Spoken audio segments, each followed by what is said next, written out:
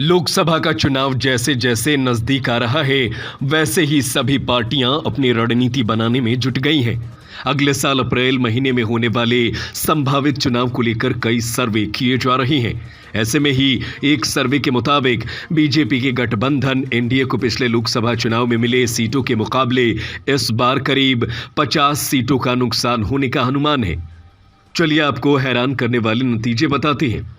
India Today C Voter mood of the nation ने इस साल की शुरुआत में लोकसभा चुनाव में जनता का मूड भांपने के लिए एक सर्वे किया था, जिसमें लोगों से पूछा गया कि अगर आज लोकसभा चुनाव होते हैं तो जनता का फैसला क्या होगा, जनता का रुझान किस ओर रहने वाला है। सर्वे के मुताबिक एनडीए गठबंधन की सीटों में गिरावट के बावजूद उसे सरकार बनाने से रोकना मुश्किल है। बीजेपी के नेतृत्व वाली एनडीए को 43% वोट शेयर के साथ 298 सीटें मिलने का अनुमान जताया है।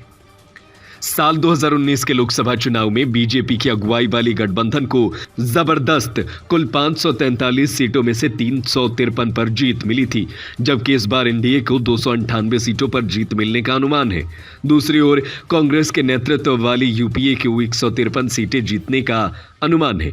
इस लिहाज से देखें तो कांग्रेस गठबंधन को पिछले लोकसभा चुनाव में मिली सीटों के मुकाबले इस बार बम्पर उछाल देखने को मिल सकता है। कांग्रेस पिछले चुनाव में केवल 52 सीटें ही जीतने में कामयाब हो पाई थी, जबकि यूपीए गठबंधन कुल 91 सीटों पर जीत दर्ज की थी। सर्वे में अन्य के खाते में 92 सीट जाने का अनुमान है। इंडिया टुडे सर्वे के आंकड़ों के मुताबिक बीजेपी के नेतृत्व वाली गठबंधन एनडीए के वोट फीसद में बढ़ोतरी होने के संकेत सामने आए थे। पिछली बार एनडीए को मिली 37.38% की तुलना में करीब 5% की बढ़ोतरी होने का अनुमान है। सर्वे में एनडीए को 43% वोट शेयर प्राप्त होने की बात कही गई, जबकि अन्य दलों को जैसे क्षेत्रीय पार्टी 27% वोट शेयर हासिल कर सकते हैं।